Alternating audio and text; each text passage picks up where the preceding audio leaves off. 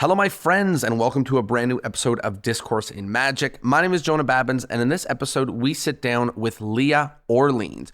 You may know Leah because of her recent hit magic convention, the Mystify Magic Festival. But she is much more than that. She's an expert in branding as well as a touring performer, performing her Little Big Show at Renaissance fairs and colleges and cruise ships all over. I was lucky enough to see her Little Big Show at Magi Fest, and she was spectacular. So in this episode, we dig all into the aspects of not only her show and her character and how she writes, but the behind the scenes of branding, as well as everything that happened and that she learned from the Mystify Magic Festival. This was a very exciting episode, and I hope that you love it as much as I do. Here it is, a wonderful conversation with the one and only Leah Orleans.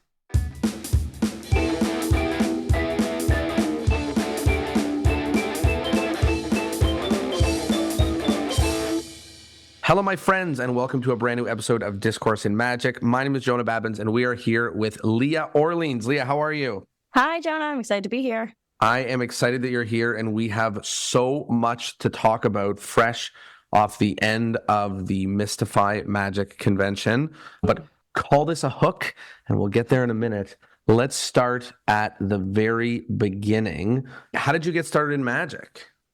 So I'm actually not a magician. Ooh, scandal. I was raised by magicians. So my dad is Danny Orleans and my mom is Jan Rose. She's the resident host at the Chicago Magic Lounge. And my dad tours and travels doing mostly trade show magic and corporate magic.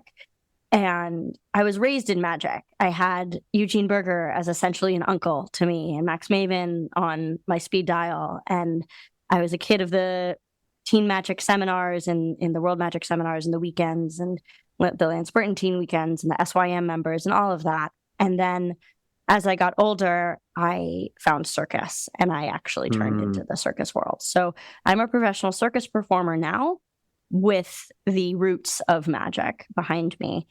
And yeah, I was able to take a lot of what I learned from learning the theories of magic and the concepts of magic and turn them into a one-woman comedy acrobatic circus show. Fabulous. And I have seen the show and it is incredible. So excited to chat more about that. Let's talk a little more about the journey. You know, first of all, it's obviously unique to have two parents in the magic space. And how did you becoming serious about circus happen? And, I guess you had really supportive parents of doing that, so I'd love to hear about sort of how that went down.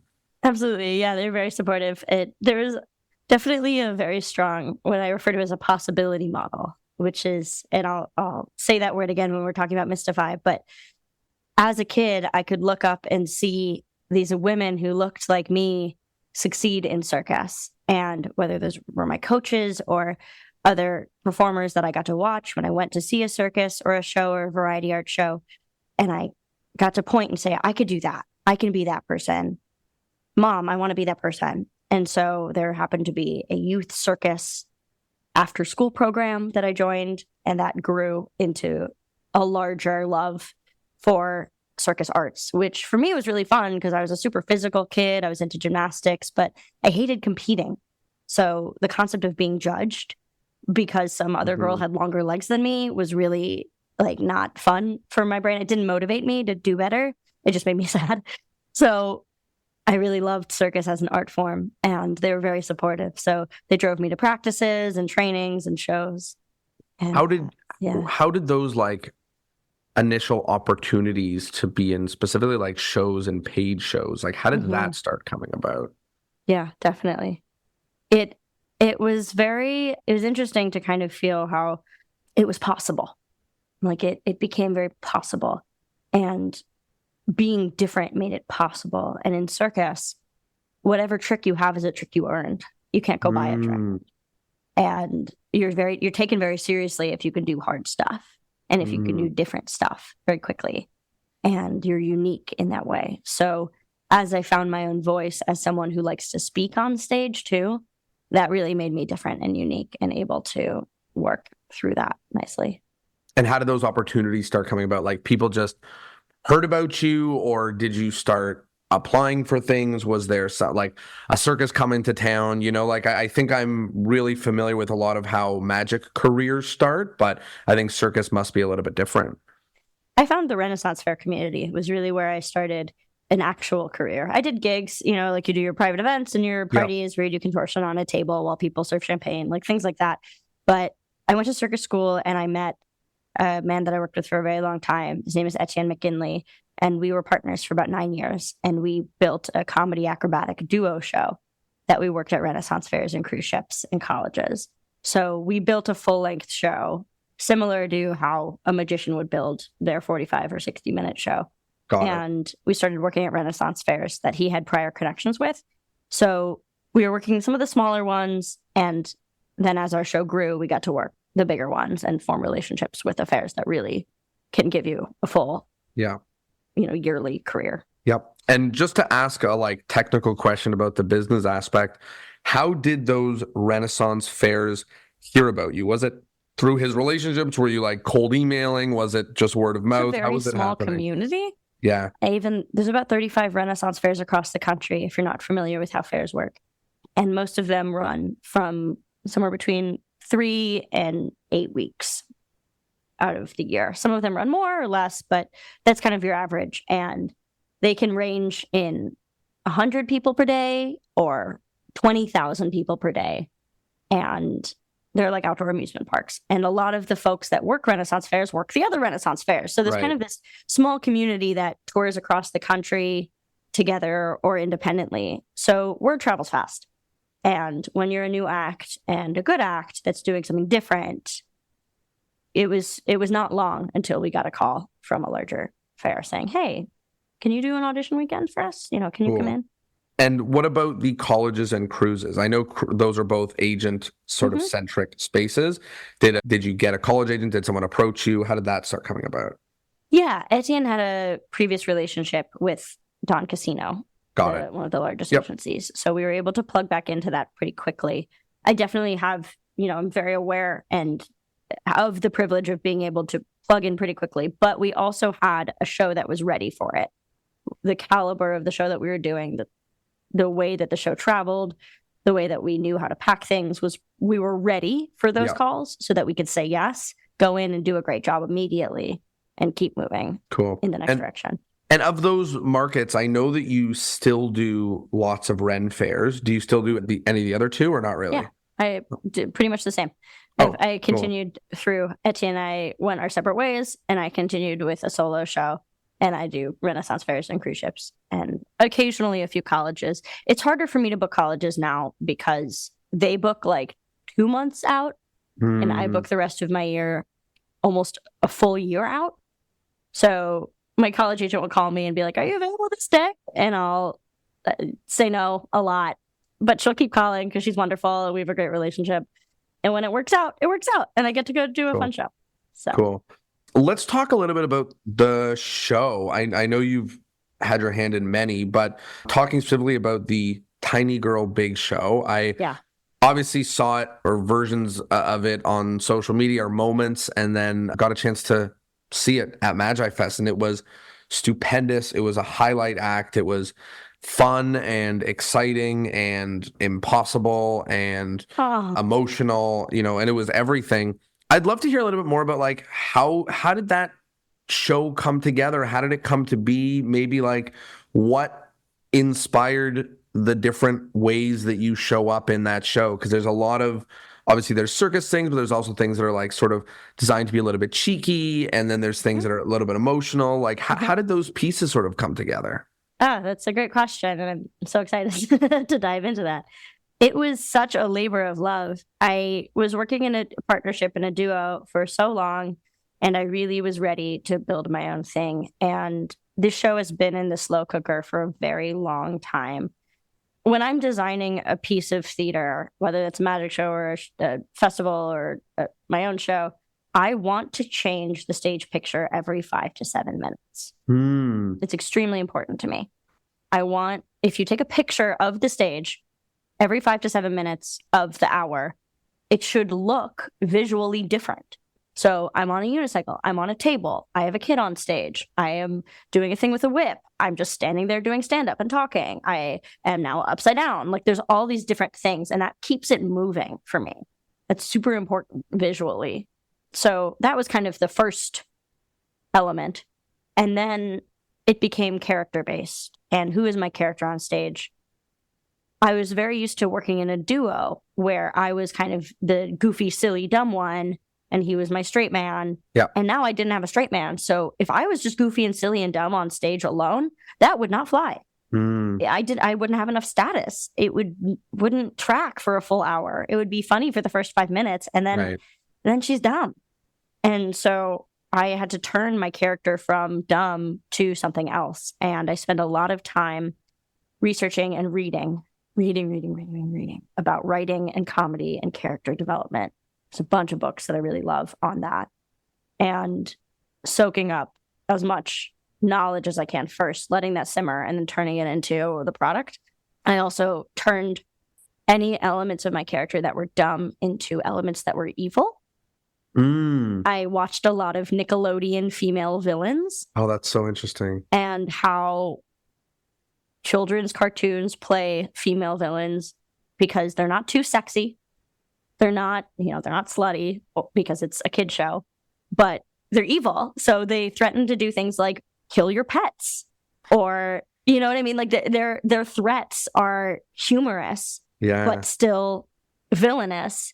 So I leaned into a lot of that, and that gave me status on stage as being a little bit of a bad guy and a little like, oh, like, is she evil? Is she mean? But like, she's not. She wants, because she's here to share. And it's important to me to get the audience to know who I am, what I love, in as detailed version as possible within the first 15 minutes of the show. And if they can attach themselves to me emotionally as a person, they can relate to me through vulnerability and humor, then I can do whatever I want after that. Because they've already decided that they like me. And then I can be silly or goofy or a little sexy or do something silly with a volunteer or something ridiculous with my body, skill-wise. And they have a deeper understanding of who I am. So there's a lot of theory. I overthink all the things. I mean, it actually gives me a really good picture. I want to double click on a couple of things that you said. The first is you said read a lot of books on character. Are there any of them that you would recommend? Oh yeah, let me pull up my Audible really quick because I got a reading list for you. I'm really into self-help books or instructional books about writing. There's two, the series, they're kind of a paired book, and it is How to Write Funny. Oh, that's a great title. And then How to Write Funny Characters. Awesome. And they're by a man named Scott Dickers, and they're great. And it teaches you why funny works and how funny works. And it creates this concept called funny filters that allow you to take any concept and turn it into a joke, more or less, by looking at which filter would make the most sense. It's all about structure. Wow. Yeah. Okay, that's a fantastic recommendation. Thank you for that. I want to talk about another thing that you said here about, in that first 15 minutes, you want people to understand who I am and what I love. I can talk about magic in general, but I'll just talk about me specifically, which is it is hard to share you in an act. It is not an easy thing to do. And you have to figure out the right ways to do it, that it is not corny, but you are able to give a piece of yourself, to the audience. What kind of advice do you have for magicians whose acts don't share a lot of themselves in it? The first piece of advice would be, who's your audience? Who are the people that are watching you? Are they vacationers on a cruise ship from Middle America who likely don't see live entertainment regularly and probably vote a way differently than you do, maybe?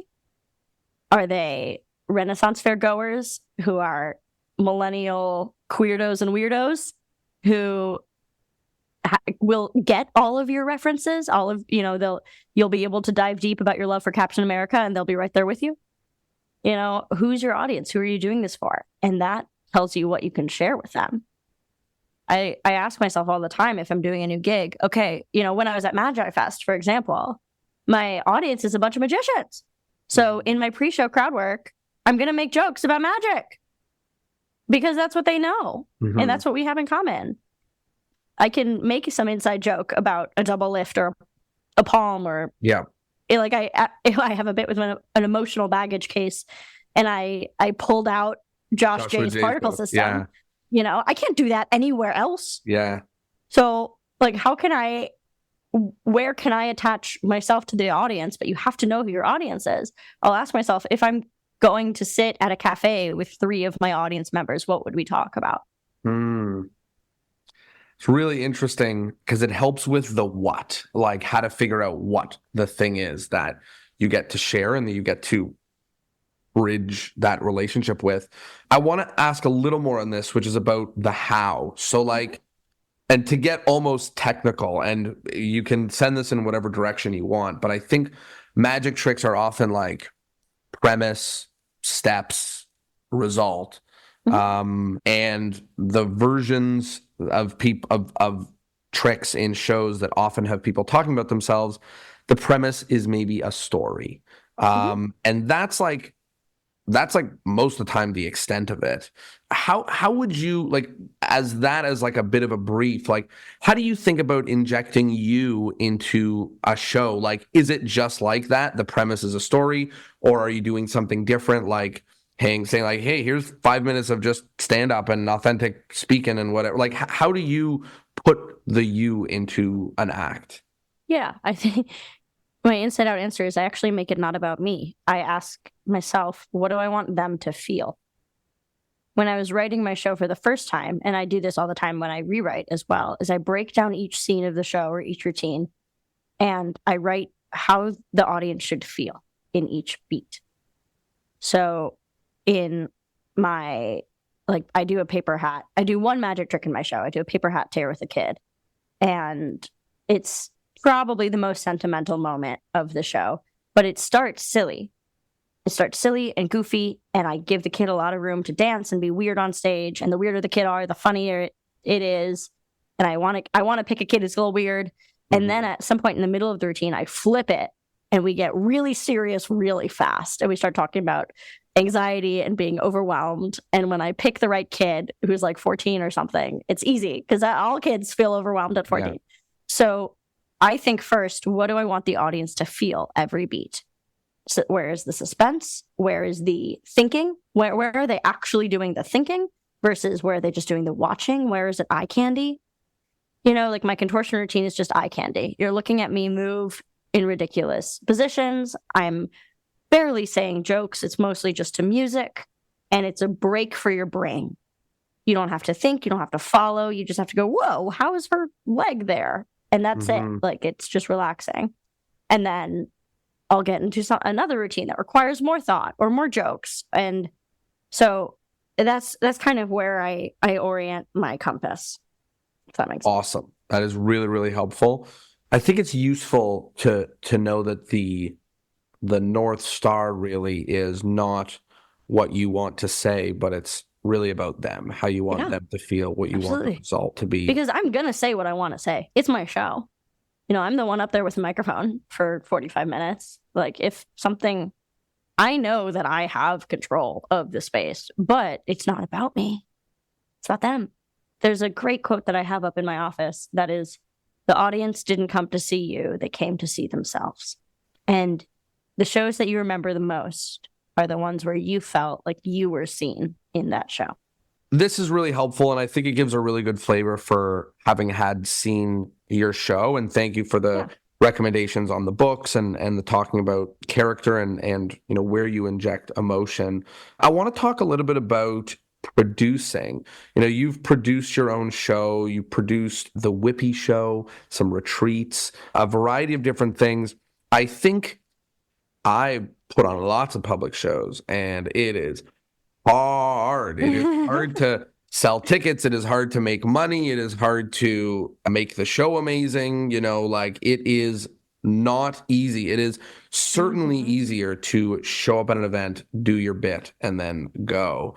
Almost, I mean, if people can figure out how to make more dollars from doing public events, then power to them, because it is not easy to do. But producing and starring in a show where people choose to come and see it produces a vibe that is unmatched from literally any other thing.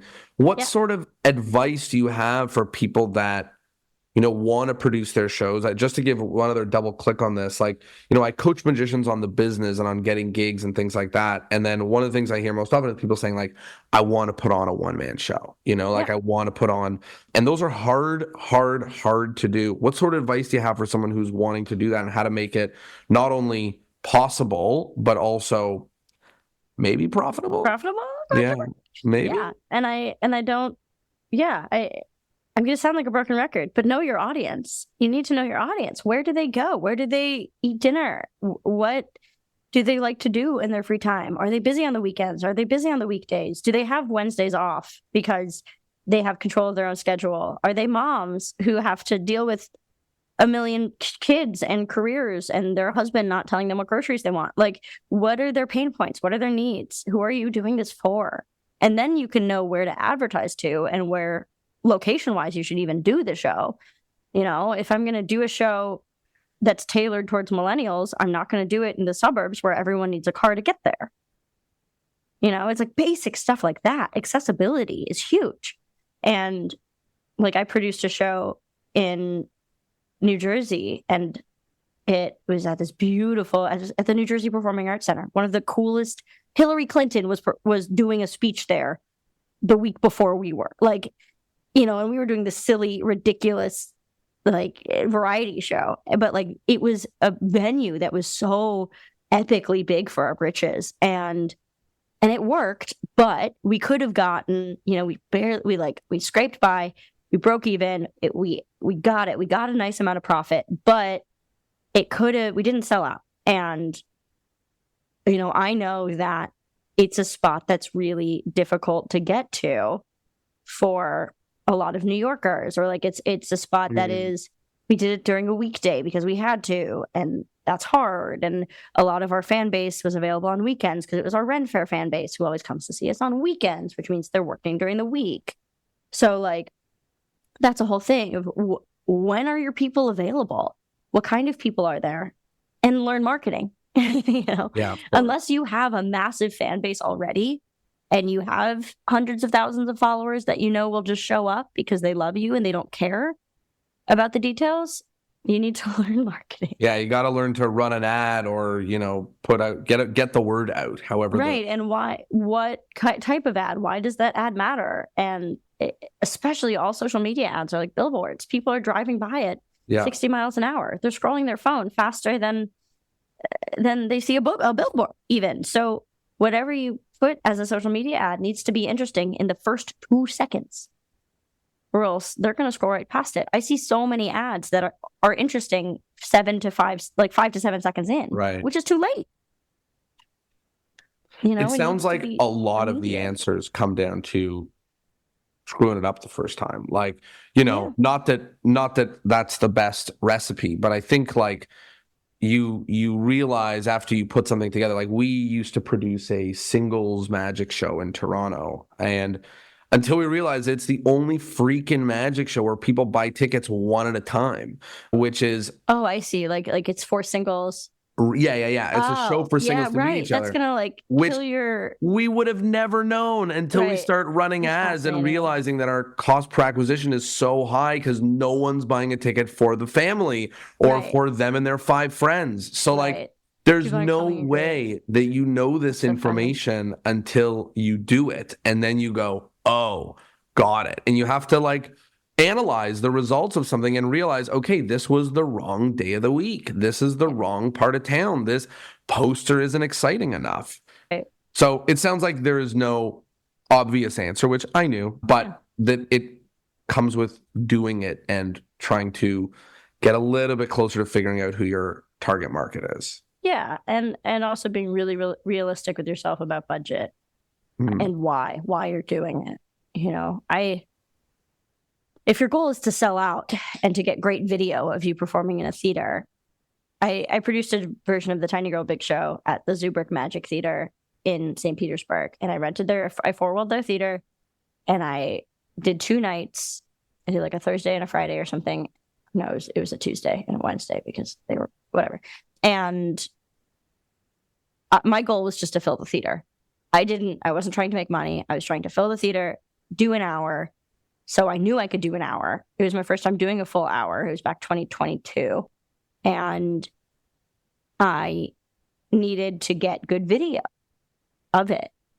And that video got me cruise ship gigs and whatever gigs, So yeah, we sold tickets, but I also gave away a ton of tickets. Yeah. And I was like, I want to break even. I just want to be able to pay them back what I paid them. And that video is worth gold to me now. 5 years later, it's still like, or that math is awful. 3 years later. Whatever. Yeah. But I can use that concept and that video forever. So I invested in video people. I invested in a really nice merch setup and a big banner in the lobby. And we got all this footage that made me look like I've been doing this forever, even though it was my first go. And I was able to break even, and success, big win. It's good advice to sort of figure out what the point of doing it is. I think, Yes. One of the pieces of advice that I give to a lot of the people that are asking me about the one-man show is basically saying like, well, if your goal is to make money, this is a hard route to go if you don't already have a humongous following. Not impossible, but a very, very hard route to go. And if it's for your fun or your ego or for whatever, amazing, great, do it. Don't expect it to be the thing that pays the bills. If you want it to be the thing that pays the bills, then there's a lot of marketing learning to do and a lot of, there's a lot in front of you, much harder than booking a gig or 2 or 5 or something like that. Definitely. And if it's for the ego, having to fish and net your own audience is hard. Because that's gonna hit your ego. People saying they'll show up and then not show up. That happens all the time. Yes. Yes. Oh yeah, that sounds like fun. Yeah, I'll tell my husband about it. We'll come. Now, will you? No, you won't. Sounds great. I can tell by the tone of your voice that you will not, and you're just saying, "Be nice to me, thank you." Sounds great. Here's the link. Exactly. I want to talk a little bit about brand. I know it was maybe like this time last year, maybe a little earlier, you were running like online brand sort of boot camps and doing some branding events and things for magicians and performers. What are we getting wrong? What are magicians and performers getting wrong about branding most often? I think that you don't understand what most laymen think of when they hear the word magician. I think that there's a massive misconception of what we know as magicians, which are smart and crafty and innovative people who love solving problems and create impossible moments. Like, that's what I think of when I think of a magician. And it might be what a lot of your listeners think of. Most people think of a man in a birthday party suit, like a Party City magician costume, pulling a bunny out of a hat for a bunch of children. That's what they think of. They don't care how good you are. Or they think of David Copperfield, or they think of that one magician that they had at their corporate event that one time. Yeah. And there's this, what is the conception that your audiences already have? Is it a misconception? How do you tell them, no, it's not that, it's actually this other thing? And what is your ability to whittle down who you are and what you do into a 1-sentence tagline that then can communicate what experience they're about to see? I think there are some magicians that do that really well. I think most magicians do it really poorly. Someone like Lucy Darling, I'm looking at her Instagram right now, and her bio is comedy, drag, magic, and variety arts, known as the character Lucy Darling. And that tells me, and her other account is known across the world over her wit, her charm, and her exceptionally good hair. Catch her live on tour, scheduled on the website. Nowhere there does it say magician. Yeah. It just doesn't say it. Is she doing magic? Yes, absolutely. But, if I watch any of her videos, I will see some magic. I will see a lot of crowd work. I will see that she is funny and interesting. and she's selling out her shows all across the country. It's a great example of this. And like the word stunt performer, the word, like, what other words can you use to describe yourself? Not saying you have to throw the word magic out the window, but think of yourself as more than this thing that is already in our zeitgeist too deep. So is what you're trying to say not necessarily to avoid the word magic, but like, it's a big fight to get someone's to change what they think when the word magic comes up, and like that word is almost like triggering, like it sends people somewhere that we may not want to send them. I use the phrase it's charged. It's charged with something else. Yeah. The same way that certain pieces of music are charged. Like if you use the Game of Thrones theme song as your intro music, everyone's going to be thinking about Game of Thrones. It's too charged. If your intention is to make a joke about Game of Thrones, then great, do the thing. But be aware of what is already charged, and don't. It's let like your asking ego someone get in the way of what kind of music they do, and one of the words in what they do is metal. Right. All of a sudden you're like, oh, I don't like metal music. I don't. But maybe they're like punk folk, metal, and the metal is not necessarily the part that is the most important, and because it's charged, we sort of get sent with it. What should people do instead? Like, I think a lot of people, it's hard to point to a lot of other things that make up who they are, like corporate comedy magician, like. Mm-hmm. So I was just looking too at my dad's Instagram bio, which I've been helping him with, and it's really great. I really love his marketing right now. But it's author, speaker, strolling magician, and trade show presenter. He is all of those things. He's mostly a magician. Yeah. He is an author. He is a speaker, but he's mostly a magician. And when every gig he does magic at. He's not just speaking somewhere. Not to say that he couldn't. He totally could kill that. But he knows that his clients don't want a man in a tuxedo with a top. Right. Yeah. So he kind of buries the word magician in other words that make more sense for what they're actually looking for. And I think that's so important that anyone marketing themselves, whether they're an entertainer or a potter or a craftsperson or whatever, what your client needs. Mm-hmm. What do they need? Who is your client? What problem do they need to solve? And then how can you fill that? Go backwards.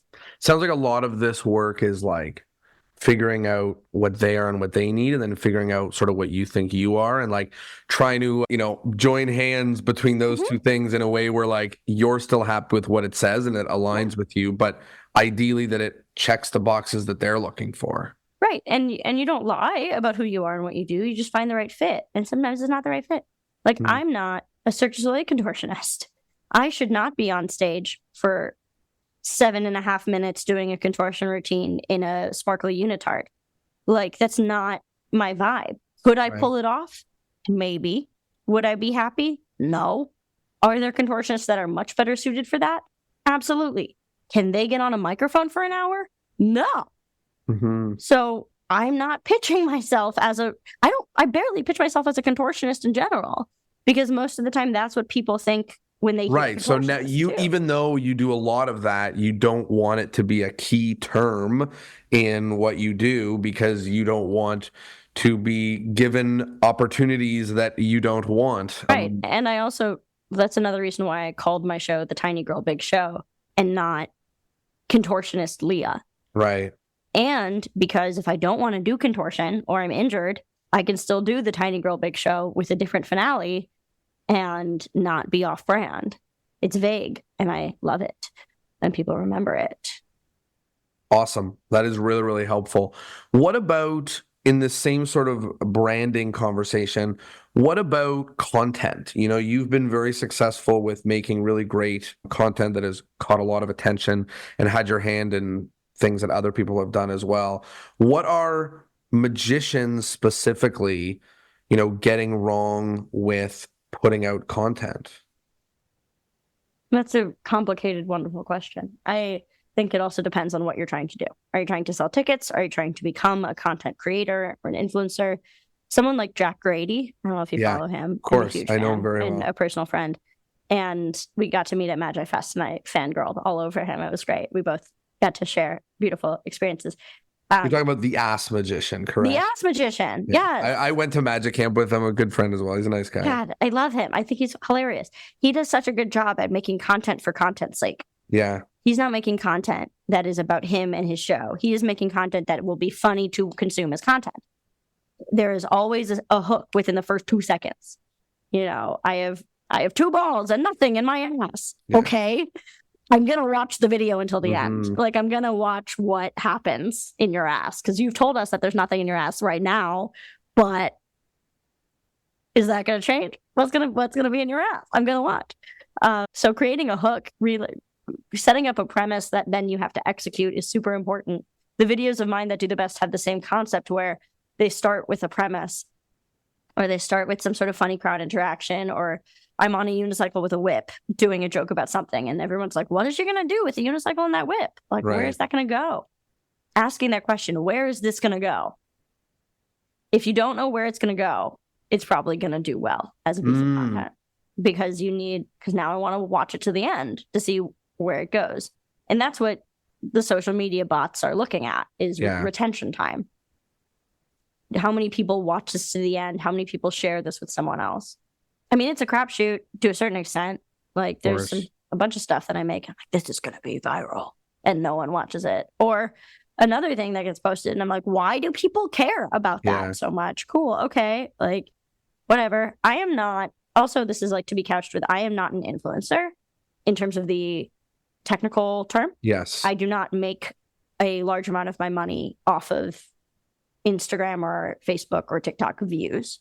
I have some monetization, and it's a nice little boost, but it's not, I don't spend all of my time making content for social media money. But I think a lot of the reason why you make content is a lot of the reasons why, you know, magicians ask about making content, which is for clout and for visibility and for proof.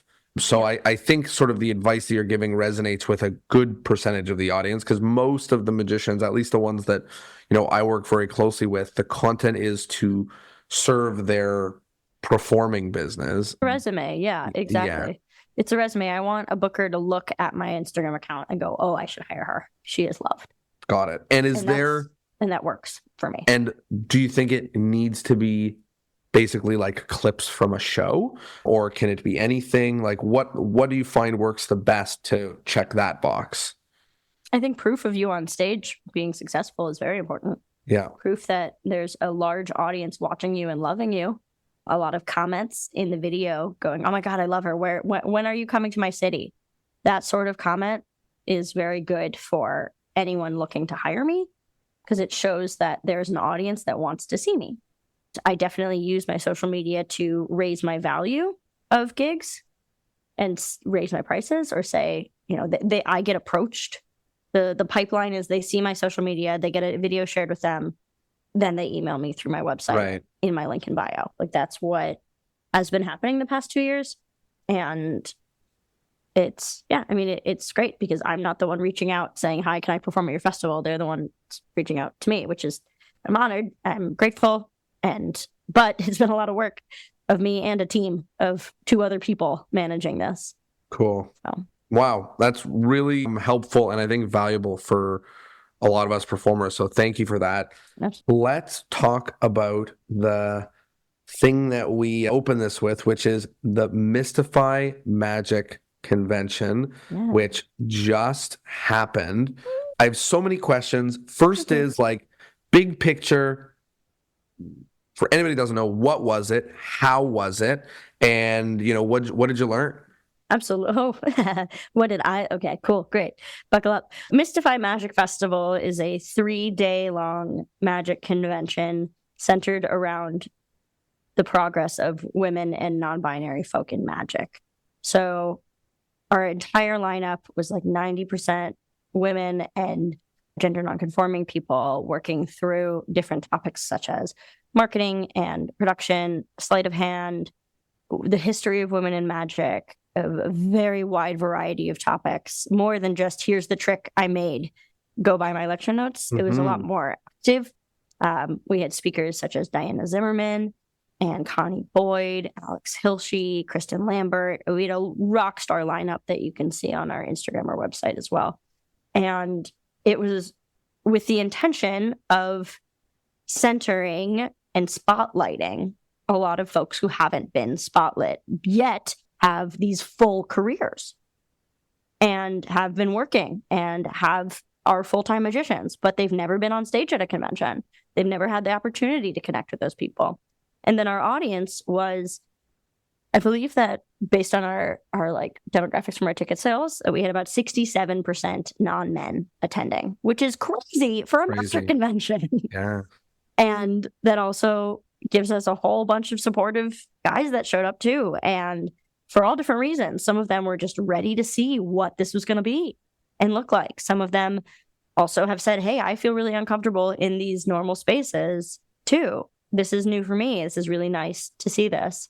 And we've also gotten a lot of feedback from the men that attended that this was the convention that felt like it had the least amount of ego in the room. And the least amount of posturing and peacocking that happens at these conventions where you're going tit for tat with who has a better insert thing here, you know? Yeah. And it was a very welcoming environment for folks who are new to magic or variety arts in general, and also experts who are huge leaders in our industry, and to give them a platform to shine. I have so many questions. First of all, it sounded like an amazing event. Congratulations for pulling it off. You know, I only heard the best stuff and saw the best stuff on social. So huge congrats to you. Yeah, we got a really strong response. Yeah, for making it happen. Thanks. I think one of the things that I want to learn more about is that, you know, aside from the fact that, you know, the focus on who was the, you know, who the people were that were performing and lecturing, it felt like the content and the programming for the convention itself was very different than the standard magic convention. And, you know, a lot of magic conventions look exactly the same. There's a couple of lectures that are all basically people doing their tricks and then selling their lecture notes. And then there's a gala show or two, maybe a close-up show. And that's basically what they look like. Maybe a dealer's room. Obviously, and I know a lot of the titles of those things were similar, but what are some of the things that you focused on to make not just who was presenting the content, but what the content was to be so different? That's a great question. It was very thought out. I had the privilege of spending 18 months prior to this working on this project, and I overthought everything. And I asked and called so many people. And it was such a large team. I had a team of 50 people helping me with this. I had 7 directors, and then all those directors had assistants, and then a whole slew of volunteers and 10 people on my crew as well. So it was not just me. Although I definitely led the charge and built the boat, everyone was working on the sales.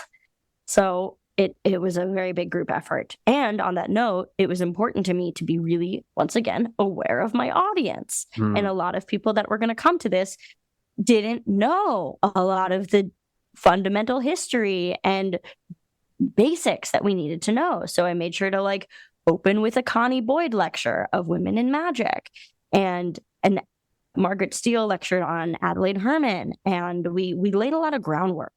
We gave a lot of context. We made jokes in our opening show about who Matt King is, who Jeff McBride is, who Lance Burton is, why they matter. Like, and all 3 of those men were at the convention and able to support us financially and energetically, saying this is important and lifting each other up. So context was really important for me, because I knew a lot of our attendees didn't have it. That being said, there's such a beauty in people walking in without this deep knowledge that, you know, Michael Amar and David Williamson and all these people are like already these institutions in magic. Like, what creativity can come out when we don't even know? Yeah. We don't have all of this context. So it was really cool to listen and watch my attendees bring their own fresh energy to it. It wasn't a lot of people just doing copycat things that other people have done. So my programming also, I needed to lift that and support with that. Awesome. Really interesting to, approach it from a mentality of, at least for this one, like, let's lay some of the groundwork and let's explain, how we got here as like one of the boxes that, you focused on checking, like really, really awesome to help educate as well as inspire. What did you learn from putting on the convention? What did you learn that maybe you didn't expect? Personally, as a producer, like asking Leah Orleans what she learned. First as a producer, and then, maybe around the subject of like women and magic. Like, what did you learn? Yeah, sure. I learned that a lot of the common conceptions of women-based competition and cattiness and women vying over spots or shooting each other down or things like that, I find, this is my personal awareness based on what I experienced over the past 2 years, so much of that comes from a absence and a scarcity model. So if there's only one spot at a magic convention for a woman to perform, of course we're going to be competing over that spot. Of course that's going to be a thing to vie over and to push each other down on, because there's scarcity. Where suddenly, when there's not scarcity and there's no token woman because we're all doing it, everyone supports each other. And the supportive energy that I've seen, and I just sat back and watched, between women of all different ages and backgrounds, lifting each other up and hugging and laughing and sharing and giving each other notes and positively, lifting each other up through that, was so cool to see. And I think so much of it comes from, there's not enough to go around. When there is enough, because we make enough. We can make enough opportunities for this. It's not hard. And there's magic productions happening in every state, all over the country, at all times. And why can't we produce a show that's all women and tour that? Like, what's stopping us? Our audience is ready for it. For sure. Let's just make it. Just make the thing. Just create I mean, I think that's a really valuable take home, which is that, one thing that you had said earlier, I'm not sure if it was before we started recording or not, but, that one element of this industry is that it is like individuals that give opportunities. And if it's hard to get in front of those individuals, and then it's hard to get those opportunities. But I think like what you're saying right now is like, just be that individual, like generate the opportunity on your own as best as you can. Like that's what may be one of the amazing things to come out of this is individuals that were potentially waiting for opportunities to just make them happen. Yeah. I also learned personally to go slow. I do a lot of different things, a lot, very fast. And I'm very busy. I'm a very busy person. And I'm traveling a lot and I'm touring a lot and I have a lot of people working for me. And this project allowed me to go slow because I had this kind of big timeline, and I blocked off large chunks of my year to just be home in my office working on Mystify. All of December, all of February I took no gigs. I was home working, and it was so nice to have that space, that brain space, and to not rush. And I am hoping to continue that into the next chunks of what I do. Love it. Couple more questions about this and what you learned around it. Yeah. I'm curious, both from your own perspective and maybe from some of the things that you've picked up in this space. And maybe let me prompt this for a minute, which is, one of the things you've said in a couple of different ways is that, like, the spaces that a lot of magic takes place in are sometimes not the best and not the most welcoming. I remember being 12 or 13 and go to a magic convention, and there was my friend who was my age and everyone else was, white and 60, or to a magic lecture or something. And it was like a weird space to be in. And like, it still is. And I'm much older now, and it's still a weird space. It has not changed. It has not somehow. That was part of the anger behind what I did, because I was going to magic conventions when I was 9 too, and now I'm 30 and it hasn't changed. It's the same. So yeah, come on, guys. Yeah, so like, let's do it. And I can only imagine sort of all the different elements, sort of good and bad, for what it feels like to be a woman in this space, not only in terms of opportunities or lack thereof, or comfort or lack thereof, or, all these different things. I'd love to sort of ask something around like both sides of the coin, which is, what is the best and worst part of being a woman in magic, or a woman in, the entertainment space? Sure. I don't know if I'm completely qualified to even answer that as not actually a woman in magic, but that's also part of why I'm not a woman in magic, because even at 16, when I was sexually harassed at my first magic convention, and that is not a unique story. Most of us share a story similar to somebody saying something really inappropriate to us at a bar, unannounced. I was like, oh, cool. This isn't fun. Yeah. This isn't a place for me. And no one's here to defend me. No one's here to, I'm not going to go to registration and tell them what happened. Nothing's going to happen. No one's going to get kicked out because they said this to me. Like, that's not, I don't believe that I am protected here. And that means that I'm on my own, which means I don't really want to be involved.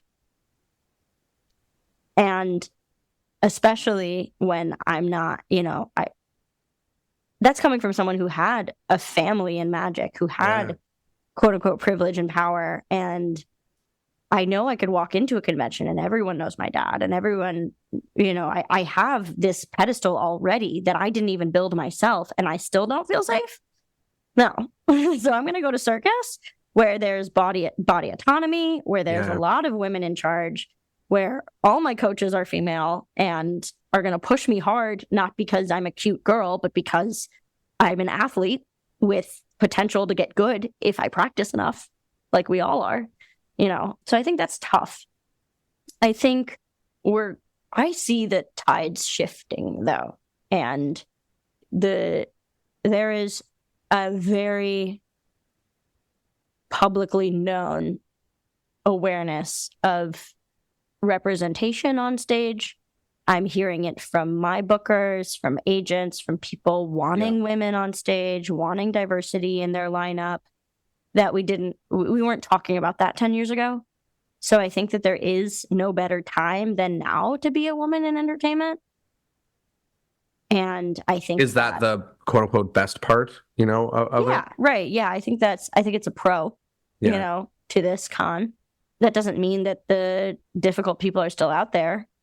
And it also means that you can't blame the fact that you don't get work on your vagina. Like, you got to be good if you're going to get work. Mm-hmm. You got to get good if you want to have a fan base, if you want to build your skills. Like, put your nose down, stop crying, and practice. And I see that a lot too. I see a lot of girls going, oh, it's because I'm a woman that I don't get booked. And I understand there is some truth to that. But the people I hear that most are the people that aren't practicing. Right. And the people that aren't staying late at events and talking to producers and working on their website and have good headshots and have an amazing act. An amazing act. Have a good act. Have a good freaking act. Do something different that isn't done before. Or go to an improv class. Work on your stand-up. Work on your ability to interview. Jesus Christ, right? Everyone needs to learn how to interview. And to be able to answer questions distinctly, with confidence, talk about themselves without sounding like they have imposter syndrome. Like, that is so important, especially for women. There's so many women that enter the spaces going, I don't know if I'm really good enough. It's like, well, you're not with that attitude. Mm-hmm. If you're on a morning news show and you need to talk about why people are going to come to your show and you have 60 seconds to do it. If you're not ready, that news spot's wasted. So I think there's kind of this balance of, whether it's a good time or a bad time or hard or easy. And, I think a lot of it comes down to just freaking practice. What a great, I don't want to say summary, but, snapshot as to sort of what's going on in the space. Because, a lot of what you said, there's just so like it was all true, but so many different flavors of, sometimes it's a hard space to be in, and sometimes it's a place where there's so much opportunity, and sometimes there's a lot of individuals who are holding people back, but sometimes it's just, being amazing and putting in the work that is holding a lot of people back. And I think it's a nice little snapshot and summary of what's going on in that space right now. Yeah. One more thing that I think I learned as a producer, and I'm so happy to tell this to anyone who's listening, who's a performer who hasn't produced anything, is to stop taking things seriously no, I'm going to start over. One thing I really learned as a producer, and it's so important for anyone who's an entertainer who's not a producer to know, is to stop taking things personally when a producer has to tell you something like, oh, you actually can't open the show, you have to be in the middle of the show. Or, oh, we actually can't have that act, we need you to do another act. It is most likely has nothing to do with you. It is probably because some light needs to be hung in some direction for some other act that has to come in who needs a 10 by 10 loading space, and insurance doesn't cover this type of light. Like, there are so many logistical details that result in an act getting, quote unquote, downgraded or maybe underbilled for what they think they deserve that has nothing to do with them. And it was so hard for me to be like, oh, I need to tell this person that they're not going to get the thing that they wanted, or they can't get shown in this light that I know that they deserve because of some thing with the hotel contract that has nothing to do with them and where my hands are tied. Yeah. And so many producers won't say, hey, this isn't personal, but blah, blah, blah, blah, blah. They'll just tell you the bad news. And then you'll spend 2 evenings worrying about the thing you did wrong to piss off the producer when it was never about you. So, like, my ability to just release that is so much better now. The amount of things that a producer has to handle and logistic compared to your 7-minute act doesn't mean you're not good.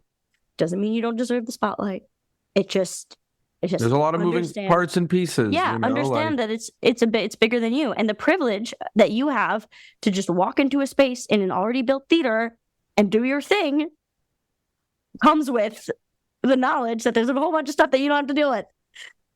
Like, even if someone is the biggest headliner of an entire convention, then all in all, at best, they are 10% of what's gone on. And that's for the biggest name, the biggest highlighter of the biggest spot at the convention. You 100%. Are like probably 5% or 3% of, Absolutely. What's happening. And I mean, we had Carissa Hendrick, Lucy Darling, as the host of our closing show. Arguably a headliner of the convention. Yeah. She's very well known in Magic right now. I barely thought about her involvement because I trusted her. Right. And I knew that she could handle it. I was like, great. We have her. Awesome.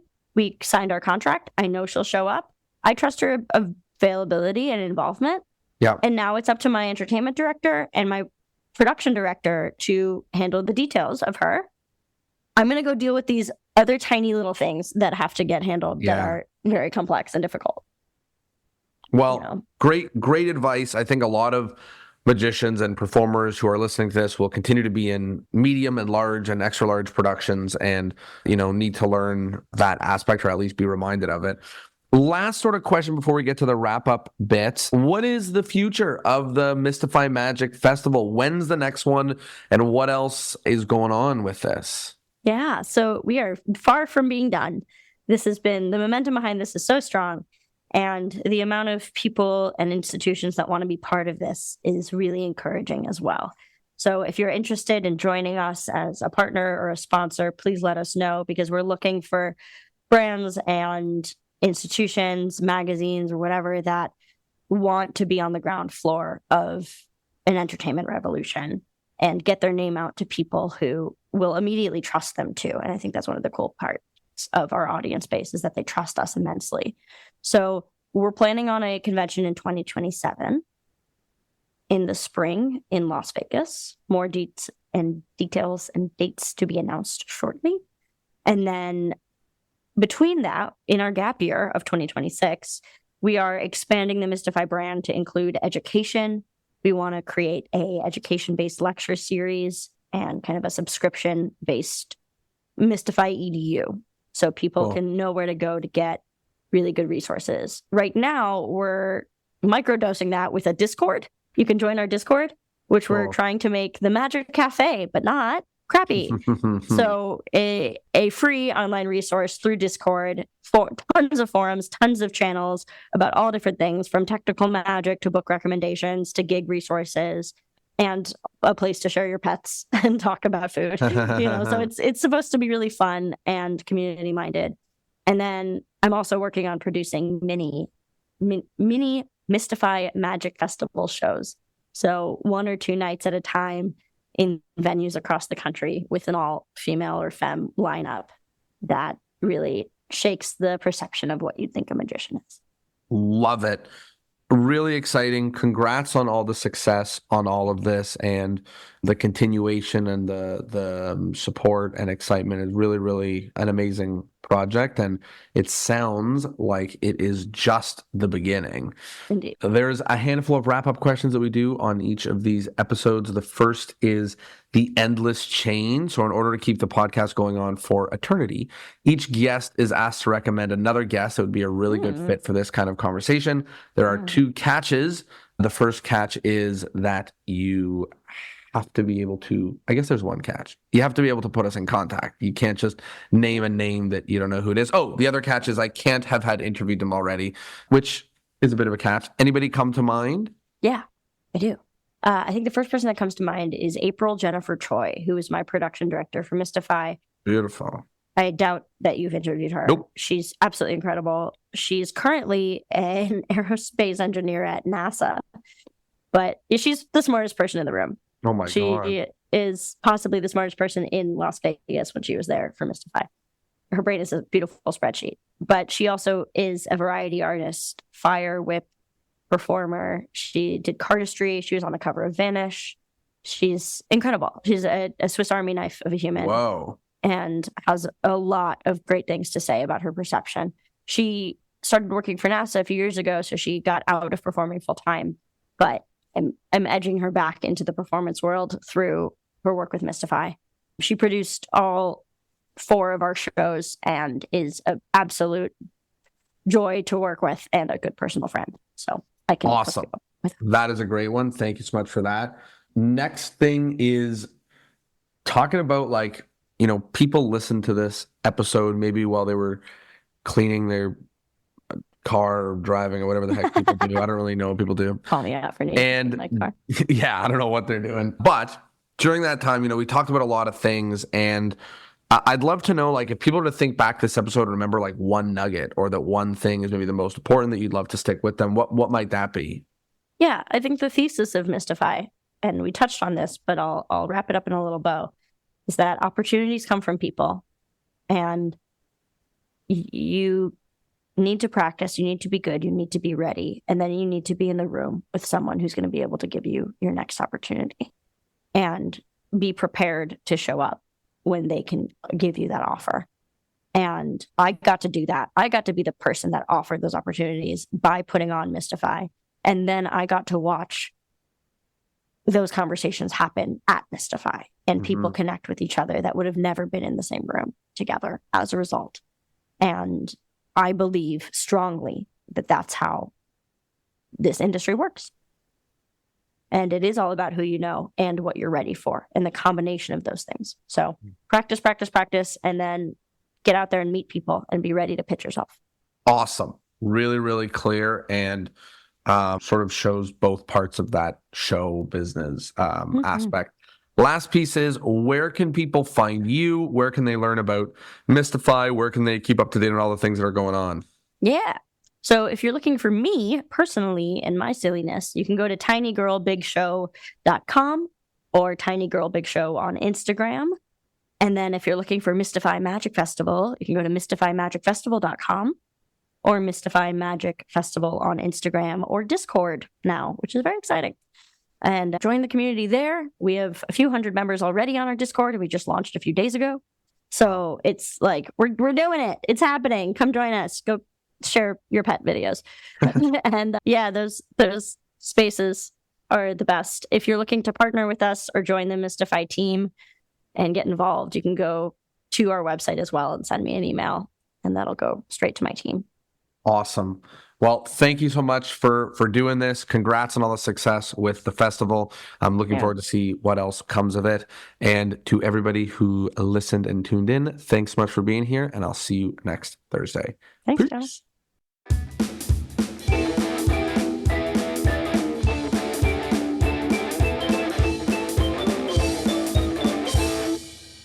Well, there you have it. I hope you liked the episode, and I hope, of course, that you learned something. Please go follow Leah at Little Big Show, the Little Big Show, as well as following the Mystify Magic Festival at Mystify Magic Festival. They are pretty easy to find, and the links are in the descriptions. I hope you liked the episode. I hope you learned something. If you think more people should hear this episode, then tell them. Spread the word. Tell a friend. It means the world. It's the only way this thing grows. Thanks so much for being here, and I'll see you next Thursday. Ciao.